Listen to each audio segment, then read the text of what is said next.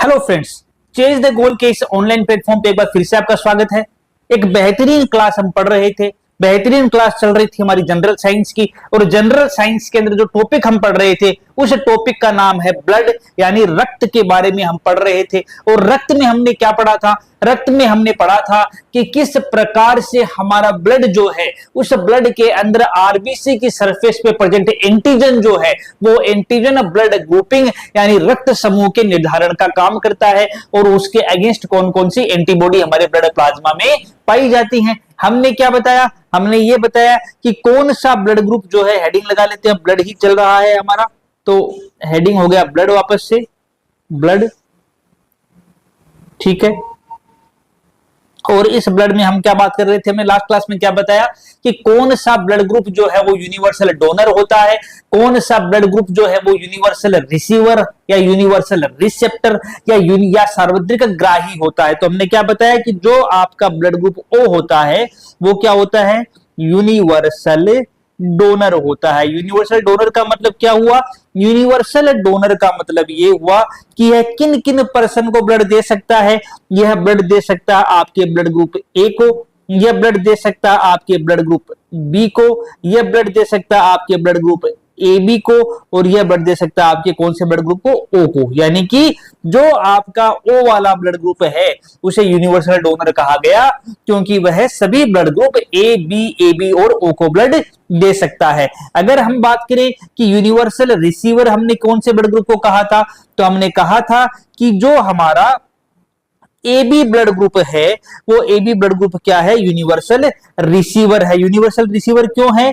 क्योंकि यह blood group A से ब्लड ले सकता है, यह ब्लड ग्रुप बी से भी ब्लड ले सकता है, यह ए बी से भी ब्लड ले सकता है, और यह ओ वाला जो ब्लड होता है, ब्लड ग्रुप होता है, उससे भी ब्लड ले सकता है। इसीलिए हमने ए बी को क्या नाम दिया था? इसीलिए हमने ब्लड ग्रुप ए बी जो है उस ब्लड ग्रुप ए बी को यूनिवर्सल रिसीवर यानी कि सार्वत्रिक ग्राही कहा था। और जो ए ब्लड ग्रुप ओ है उसको हमने यूनिवर्सल डोनर यानी कि सार्वत्रिक दाता ब्लड ग्रुप कहा था। ठीक है, इतना क्लियर है। फिर हमने क्या बताया? फिर हमने कहा कि रिसस मकाका मंदिर के अंदर एक आरएच एंटीजन की खोज कर ली गई। आरएच एंटीजन आरबीसी की सरफेस पे प्रेजेंट था। उसके बेसिस पे इन ब्लड ग्रुप को हमने फर्दर क्लासिफाई कर लिया। फर्दर किस किस में क्लासिफाई किया? हमने ए को दो ब्लड ग्रुप, ए निगेटिव और ए पॉजिटिव में बांट दिया। बी को हमने similarly B negative, B positive में, ठीक है। ए बी को आपने ए बी पॉजिटिव और ए बी निगेटिव के अंदर, और ओ को भी आपने ओ पॉजिटिव और ओ निगेटिव में डिवाइड कर लिया। ठीक है, यानी कि टोटल ब्लड ग्रुप आपने कितने बना लिए? अब 8 ब्लड ग्रुप बना लिए आपने। टोटल 4 पहले थे, ए बी और ओ। बाद में रिसस मकाका मंकी में रिसस एंटीजन की खोज के बाद ब्लड ग्रुप 8 हो गए, जो आज जिनमें आरएच एंटीजन प्रेजेंट था। जिन ब्लड ग्रुप के अंदर आरएच एंटीजन जो था वो प्रेजेंट था, वो तो क्या हो गए? वो तो पॉजिटिव हो गए। और जिनके अंदर आरएच एंटीजन एब्सेंट था वो क्या हो गए? वो आपके आरएच एंटीजन एब्सेंट था, वो क्या हो गए? आपके निगेटिव हो गए। इतना क्लियर आ रहा है? आरएच एंटीजन जिनमें प्रेजेंट था वो पॉजिटिव, यानी ए पॉजिटिव का मतलब आरएच एंटीजन प्रेजेंट है, ए निगेटिव का मतलब आरएच एंटीजन एब्सेंट है। अब यहां पर क्वेश्चन फिर से उठा। तो हमने लास्ट क्लास में फिर बताया था आपको कि हमने इसके बेसिस पे ये कह दिया कि ओ निगेटिव जो है वो तो कौन सा होता है? यूनिवर्सल डोनर बोल दिया हमने। और आपका जो ए बी पॉजिटिव है उसको हमने क्या बोल दिया? उसको हमने यूनिवर्सल रिसीवर बोला था। सार्वत्रिक जो दाता है वो कौन सा हो गया? आपका ओ निगेटिव हो गया। और सार्वत्रिक ग्राही है वो कौन सा हो गया? ए बी पॉजिटिव हो गया। अच्छा, अगर पूछ लिया जाए कि आरएच पॉजिटिव जो है वो किसको ब्लड दे सकता है, एक नया पेज इंसर्ट कर लेते हैं। देखिए, कभी भी आपसे ब्लड ग्रुपिंग का क्वेश्चन पूछा जाए और उसमें पॉजिटिव निगेटिव का झमेला डाल दिया जाए, जनरली क्या है, पहले तो सिंपल सिंपल क्वेश्चन पूछे जाते थे जो हमने हमारी लास्ट क्लास में किए हैं। अगर आपने अभी तक हमारी वो लास्ट क्लास नहीं देखी तो आप जाकर के हमारी प्लेलिस्ट में देख सकते हैं। उस लास्ट क्लास के अंदर हमने बता रखा है कि किस प्रकार से जो एबीओ ब्लड ग्रुपिंग है, उस एबीओ ब्लड ग्रुपिंग के अंदर हम ब्लड ट्रांसफ्यूजन यानी कि रक्त का आदान कर सकते हैं। आज वाली क्लास जो है इसमें हम आरएच ग्रुपिंग की बात करेंगे कि आरएच अगर एंटीजन प्रेजेंट है तो किस प्रकार से ब्लड का ट्रांसफ्यूजन किया जाएगा। क्या यह एबीओ ब्लड ट्रांसफ्यूजन की तरह ही होगा या एबीओ ब्लड ट्रांसफ्यूजन की तुलना में इसमें थोड़ा सा आपको डिफरेंस नजर आएगा। तो यहां पर आपको एक चीज याद रखनी है कि जो आरएच एंटीजन है अगर ये प्रेजेंट है तो ब्लड ग्रुप क्या हुआ, आरएच पॉजिटिव। अगर आरएच एंटीजन प्रेजेंट है तो ब्लड ग्रुप हो गया आरएच पॉजिटिव। क्या ये आरएच पॉजिटिव एक आरएच निगेटिव वाले पर्सन को ब्लड दे सकता है? तो आपको याद रखना है कि आरएच पॉजिटिव आरएच निगेटिव वाले पर्सन को ब्लड नहीं दे सकता है। क्या ये, माफ कीजिएगा इसको इरेज करना पड़ेगा। दूसरा पॉइंट आता है कि क्या ये आरएच पॉजिटिव पर्सन जो है ये एक आरएच पॉजिटिव वाले पर्सन को ब्लड दे सकता है? तो इस कंडीशन में आंसर क्या आएगा जी, बिल्कुल एक आरएच पॉजिटिव पर्सन जो है वो एक आरएच पॉजिटिव वाले पर्सन को ब्लड दे सकता है। आरएच पॉजिटिव का मतलब क्या हुआ, आरएच पॉजिटिव का मतलब हो गया यहां पर आपका ए पॉजिटिव, आपका बी पॉजिटिव, आपका ए बी पॉजिटिव और आपका ओ पॉजिटिव। आरएच निगेटिव का मतलब क्या हो गया आपका यहां पर ए निगेटिव, आपका बी निगेटिव या आपका ए बी निगेटिव और आपका ओ निगेटिव। ठीक है, तो पॉजिटिव जो है वो निगेटिव को ब्लड नहीं दे सकता। अच्छा, क्यों नहीं दे सकता? ऐसा क्या होता है? ऐसा इसलिए होता है क्योंकि एक डिसऑर्डर होता है जिसका नाम होता है एरिथ्रोब्लास्टोसिस फिटेलिस। क्या होता है? एक डिसऑर्डर होता है, उस डिसऑर्डर का नाम क्या होता है? उस डिसऑर्डर का नाम होता है, यहां पर हम डिसऑर्डर का नाम लिखते हैं, नेम होता है डिसऑर्डर का एरिथ्रोब्लास्टोसिस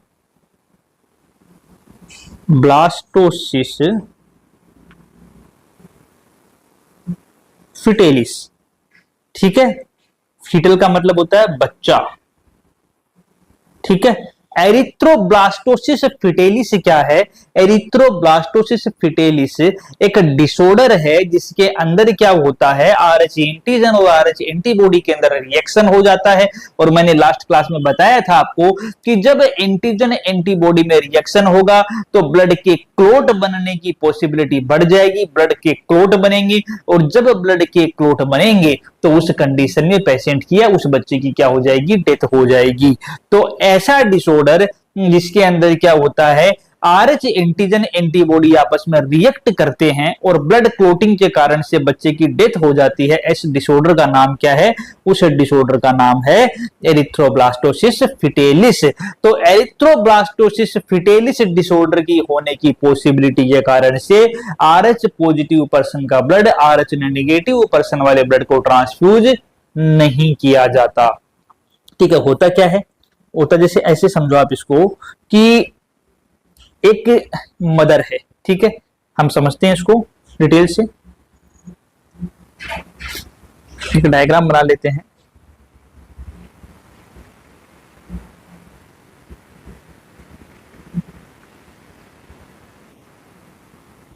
ठीक है,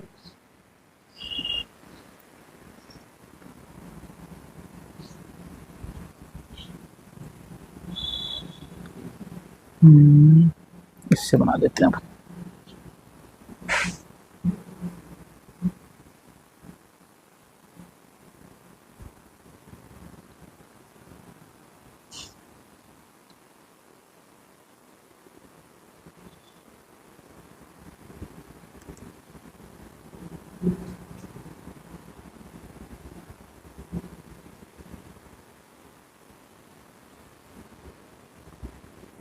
ठीक है, डायग्राम क्या दिख रहा है आपको? डायग्राम में दिख रहा है आपको कि ये जो डायग्राम है इसके अंदर एक प्रेग्नेंट मदर है। ये क्या दिख रहा है आपको? एक प्रेग्नेंट मदर है। ठीक है, डायग्राम में क्या दिख रहा है? डायग्राम में दिख रहा है कि एक प्रेग्नेंट मदर है। अब देखो, मान लो कि मेल जो था, वो नर जो था, वो नर क्या था, are H positive blood group वाला था, और जो मादा थी या जो फीमेल थी, मादा या फीमेल, ये कौन से ब्लड ग्रुप की थी, ये आपके blood group R H negative की थी। तो इस कंडीशन के अंदर जो होने वाला बच्चा होगा उसके आर एच पॉजिटिव होने की पॉसिबिलिटी क्या होती है, ज्यादा होती है, मैक्सिमम होती है, उसके आर एच पॉजिटिव होने की संभावना ज्यादा है। ठीक है, जैसे एक मेल पर्सन जिसका blood group R H positive था, हो सकता है A positive, B positive, A B positive या ओ पॉजिटिव, इनमें से कोई सा भी रहा हो, उसने एक ऐसी फीमेल से मैरिज की है, एक ऐसी फीमेल से विवाह किया है जिसका blood group R H negative यानी A negative, B negative, A B negative या ओ निगेटिव कुछ भी हो सकता है। उस कंडीशन के अंदर क्या होगा, उस कंडीशन के अंदर जो बच्चा होगा उस बच्चे के आर एच पॉजिटिव होने की पॉसिबिलिटी क्या होगी, ज्यादा होगी। तो यहां पर मदर क्या है, मदर तो आपकी आर एच निगेटिव है, और बच्चे की पॉसिबिलिटी क्या हो गई, आर एच पॉजिटिव होने की पॉसिबिलिटी क्या हो गई, मैक्सिमम हो गई। ठीक है, अब क्या है, बच्चा जो है वो जब जन्म लेगा तो बच्चा मदर से किसके द्वारा जुड़ा हुआ है, प्लेसेंटा के द्वारा जुड़ा हुआ है। तो बच्चे को डिलीवरी के बाद में क्या करते हैं, प्लेसेंटा को कट करके क्या करते हैं, अलग करते हैं। जब प्लेसेंटा, ये वाला जो प्लेसेंटा है ना आपका, जो दिख रहा है आपको, जैसे कि मैं ये वाला इसको क्या बोलते हैं, ये प्लेसेंटा है, गर्भनाल बोलते हैं हिंदी में। ठीक है, तो प्लेसेंटा से ही तो मदर और बेबी आपस में जुड़े होते हैं। तो जब डिलीवरी होगी, डिलीवरी के बाद में क्या होगा, प्लेसेंटा को कट करके बच्चे को क्या करते हैं, मदर से अलग करते हैं। जब प्लेसेंटा को कट करेंगे तो यहां से ब्लड निकलेगा या नहीं निकलेगा, यहां से ब्लड निकलेगा, ये ब्लड लीक होगा यहां से, और ब्लड जो है वो मदर के ब्लड में मिक्स होगा या नहीं होगा। ये प्लेसेंटल ब्लड जो है, ये प्लेसेंटल ब्लड क्या होगा, ये प्लेसेंटल ब्लड मिक्स होगा किसके साथ, मैटरनल ब्लड के साथ, यानी कि मदर के ब्लड के साथ ये क्या होगा, मिक्स होगा।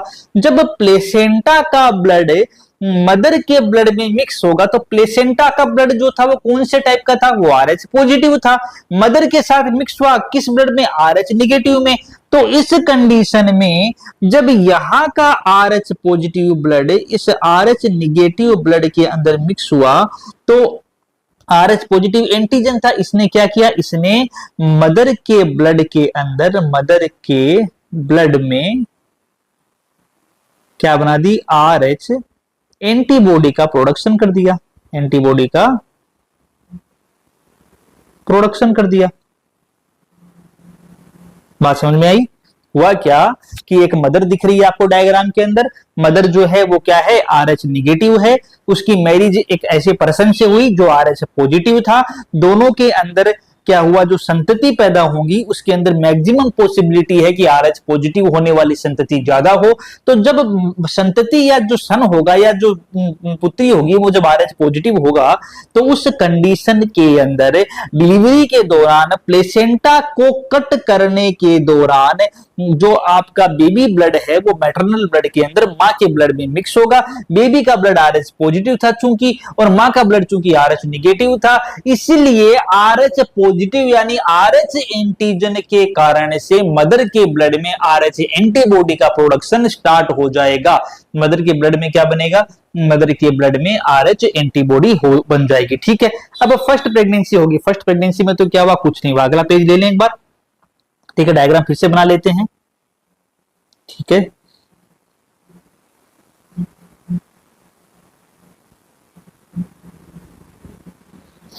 ये वो प्रेग्नेंट मदर है,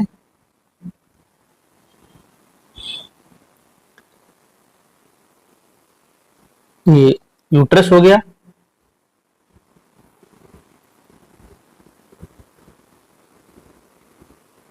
ये बच्चा मुस्कुरा रहा है अंदर, जब डिलीवरी होने वाली है ना इसलिए बच्चा ऑलरेडी मुस्कुरा रहा।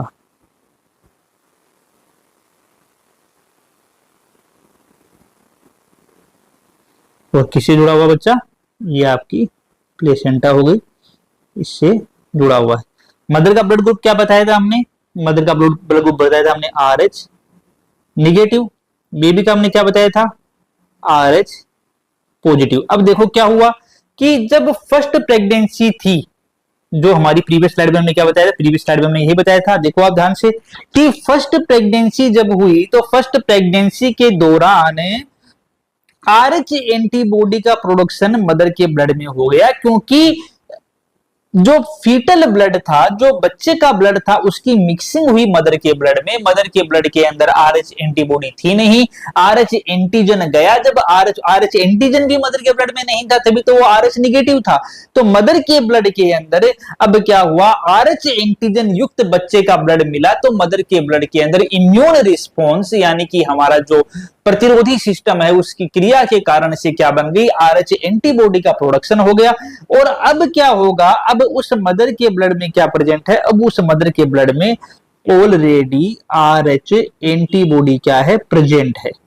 ठीक है, मदर के ब्लड में क्या प्रेजेंट होगी, ऑलरेडी आरएच एंटीबॉडी प्रेजेंट होगी। अब मान लो कि उन्हीं मदर और फादर ने, मैंने शुरू में बताया था कंडीशन क्या दी थी आपको, कि मेल और फीमेल दो बताए थे मैंने। मेल बताया था मैंने आपको आरएच पॉजिटिव ब्लड वाला, फीमेल बताया था मैंने आपको आरएच नेगेटिव ब्लड वाला। इनकी जो संतानें होंगी उनके आरएच पॉजिटिव होने की पॉसिबिलिटी क्या होती है, मैक्सिमम होगी। ये क्या है, इनकी संतति है, उसके आरएच पॉजिटिव होने की पॉसिबिलिटी क्या है, ज्यादा है। तो इस कंडीशन में हुआ क्या कि जो अगला बच्चा था, ये वाला बेबी जो है वो सेकेंड बेबी है। तो जब अगला बच्चा जब गर्भ में आएगा, अगला बच्चा जब मदर दोबारा से प्रेग्नेंट होगी, तो उस कंडीशन में बच्चा तो आरएच पॉजिटिव होने की पॉसिबिलिटी है ही। अब मान लो बच्चा जो है वो आरएच पॉजिटिव है इस बार भी, तो उस कंडीशन में क्या होगा, उस कंडीशन के अंदर मदर के ब्लड में आरएच एंटीबॉडी प्रेजेंट है या नहीं है, बच्चे में क्या है, आरएच एंटीजन है।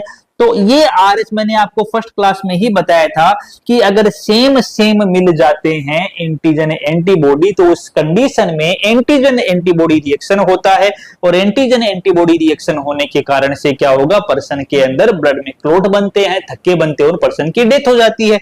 तो यहां क्या होगा, अब बच्चा जब प्रेगनेंसी के दौरान यूटेराइन कैविटी में है, आपकी गर्भनाल के अंदर है, तो अब जो आरएच एंटीबॉडी मदर के ब्लड में ऑलरेडी प्रेजेंट है, यह आरएच एंटीबॉडी आरएच पॉजिटिव यानी आरएच एंटीजन के कांटेक्ट में आएगी, और आरएच एंटीजन के कांटेक्ट में आने पर यहां पर एंटीजन एंटीबॉडी रिएक्शन होगा, एंटीजन एंटीबॉडी क्या होगा, रिएक्शन होगा, और एंटीजन एंटीबॉडी रिएक्शन के होने के कारण से ब्लड के अंदर क्लोट बनेंगे। ब्लड में क्लोट बनने के कारण से जो फीटल है, उस फीटल की क्या हो जाएगी, डेथ हो जाएगी। और इसी को हम क्या नाम दे देंगे, इसी को हम नाम देंगे एरिथ्रोब्लास्टोसिस फिटेलिस। समझ में आया क्या होता है एरिथ्रोब्लास्टोसिस फिटेलिस?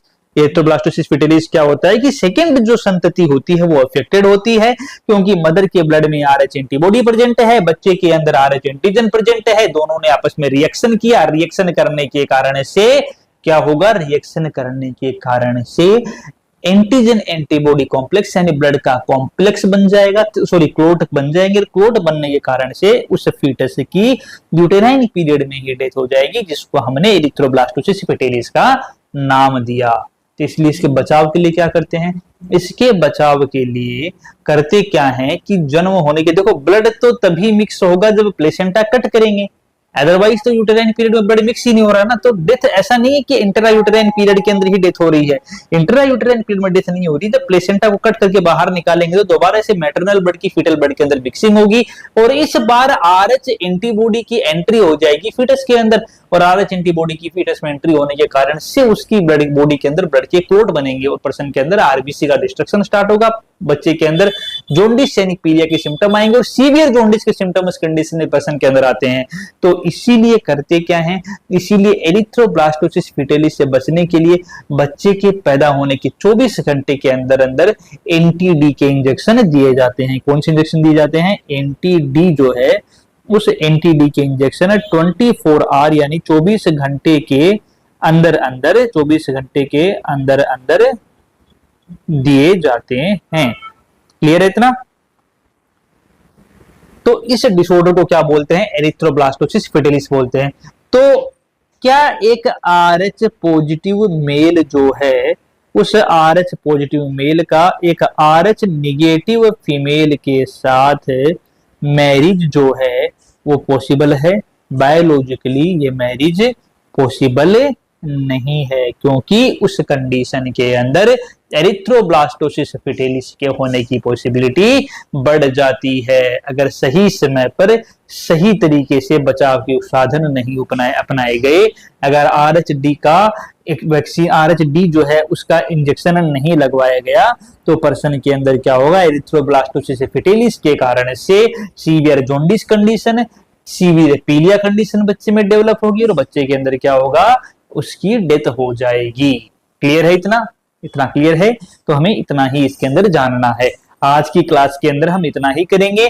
आज की क्लास में जो हमने डिस्कस किया वो एरिथ्रोब्लास्टोसिस फिटेलिस को डिस्कस किया, और एरिथ्रोब्लास्टोसिस फिटेलिस से क्या होता है, आरएच एंटीजन किस प्रकार से रिएक्ट करता है, इसी के बेसिस पे तो हमने कहा था कि ओ निगेटिव जो है वो ओ निगेटिव को हमने यूनिवर्सल डोनर ब्लड ग्रुप कहा था। इसी के बेसिस पे नाम दिया था कि ओ निगेटिव यूनिवर्सल डोनर है, और ए बी पॉजिटिव जो है वो क्या होता है, यूनिवर्सल रिसेप्टर या यूनिवर्सल रिसीवर ब्लड ग्रुप होता है। क्योंकि ओ निगेटिव के अंदर आरएच फैक्टर है नहीं, इसलिए किसी को भी ब्लड दे सकता है, और ए बी पॉजिटिव में आरएच फैक्टर है, इसलिए किसी से भी ब्लड ले सकता है, इसको रिस्क नहीं होता। इतना क्लियर है? तो ठीक है, आज की क्लास में हम इतना ही करेंगे।